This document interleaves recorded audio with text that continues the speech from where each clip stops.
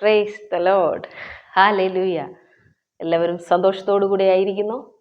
ഇന്ന് ഞാൻ വന്നിരിക്കുന്നത് മെസ്സേജ് ഒന്നും എടുക്കാനല്ല കേട്ടോ, നിങ്ങൾക്ക് മനോഹരമായ ഒരു ക്രിസ്മസ് ആശംസിക്കാനാണ്. ഹല്ലേലൂയ.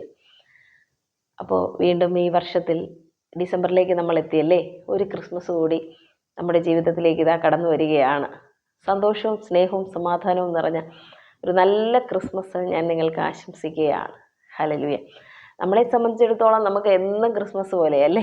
കർത്താവ് ഇന്ന് നമ്മുടെ ഉള്ളിലാണ് വസിക്കുന്നത്, നമ്മുടെ കൂടെ ആയിരിക്കുന്നു.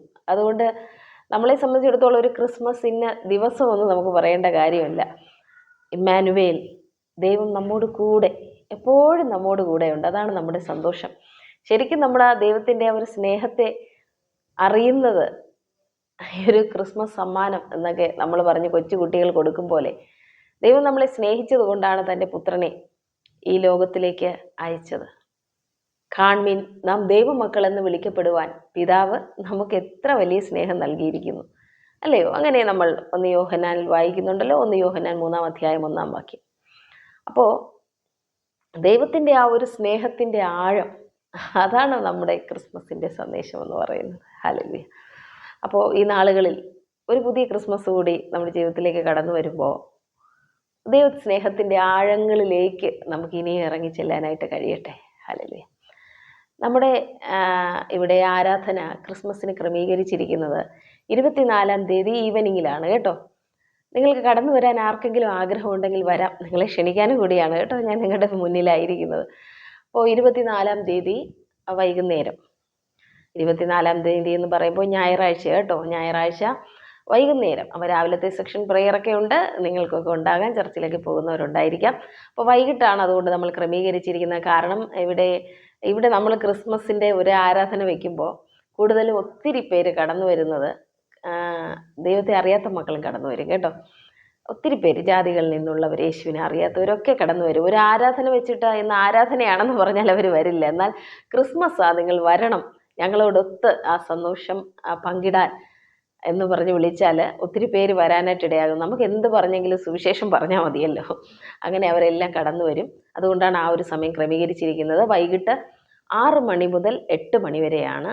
തിരുവനന്തപുരം ആ ഭാഗത്തായിരിക്കുന്നവർക്ക്, നെയ്യാറ്റിൻകര ഈ ലൊക്കേഷനിലൊക്കെ എന്നെ കേൾക്കുന്നവരുണ്ടെങ്കിൽ, നിങ്ങൾക്ക് കടന്നു വരാൻ ആഗ്രഹമുണ്ടെങ്കിൽ എന്നെ വിളിച്ചാട്ടെ സിസ്റ്ററെ, ഞങ്ങൾ വരാനായിട്ട് ആഗ്രഹിക്കുന്നു എന്ന് പറഞ്ഞാൽ ഞാൻ എല്ലാ സ്ഥലങ്ങളും കാര്യങ്ങളും ഒക്കെ നിങ്ങൾക്ക് പറഞ്ഞു തരുന്നതാണ്.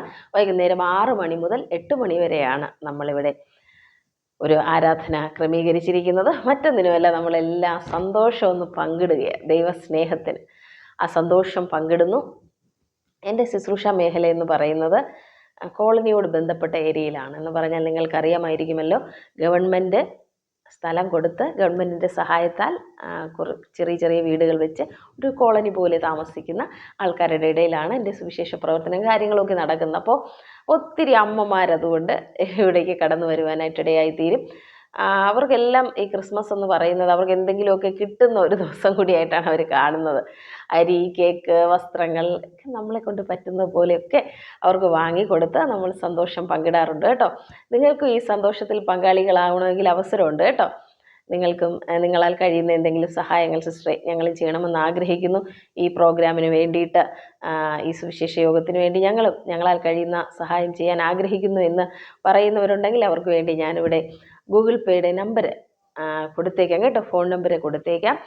നിങ്ങൾക്ക് ആർക്കെങ്കിലും ഓഫറിങ് അയക്കണം ഈ ശുശ്രൂഷയിലേക്ക് എന്ന് നിങ്ങൾ ആഗ്രഹിക്കുന്നവരുണ്ടെങ്കിൽ നിങ്ങൾക്കും പ്രാർത്ഥനയോടെ നിങ്ങൾക്കും ഈ നമ്പറിലേക്ക് അയക്കാവുന്നതാണ്. സ്തോത്രം.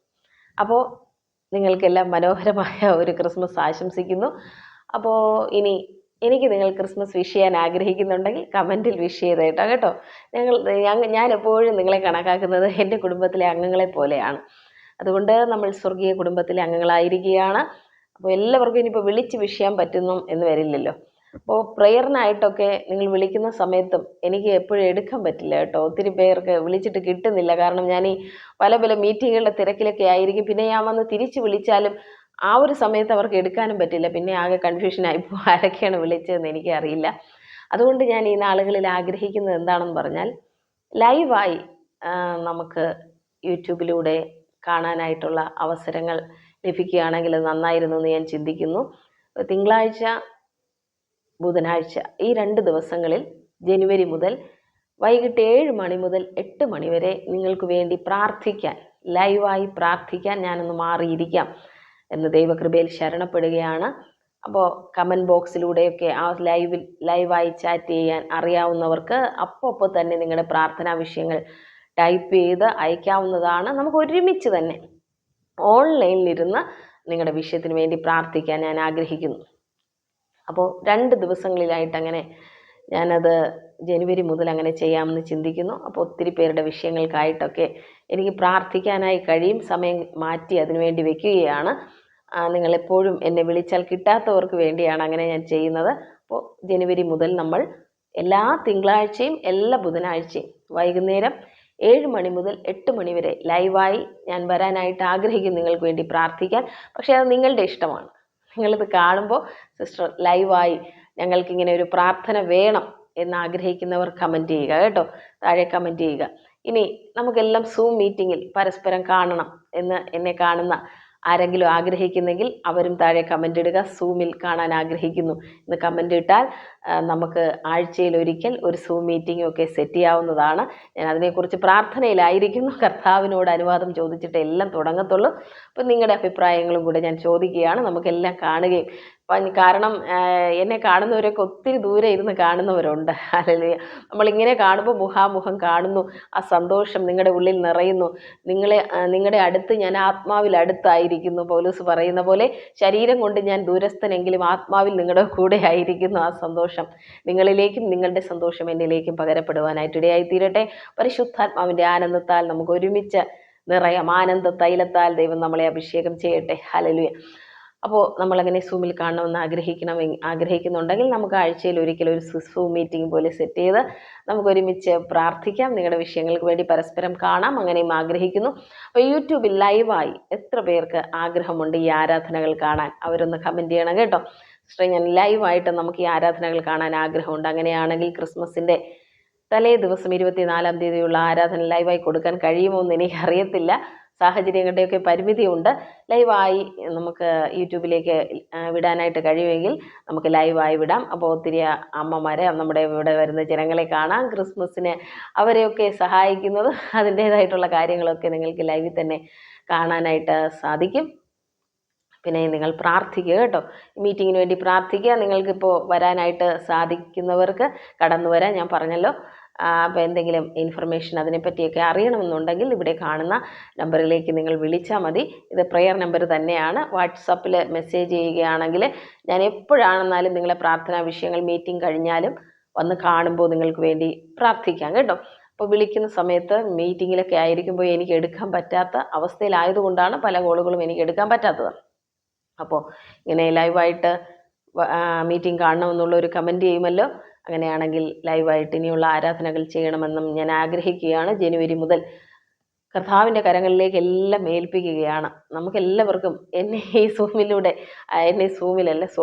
യൂട്യൂബിലൂടെ ഇപ്പോൾ കണ്ടുകൊണ്ടിരിക്കുന്ന എല്ലാവരെയും ഞാൻ നേരിൽ കാണണമെന്ന് ആഗ്രഹിക്കുന്നു. അതിനുള്ള സാഹചര്യങ്ങളെല്ലാം കർത്താവ് തീർച്ചയായും ഒരുക്കും. അപ്പോൾ നിങ്ങൾക്ക് സ്വാഗതം.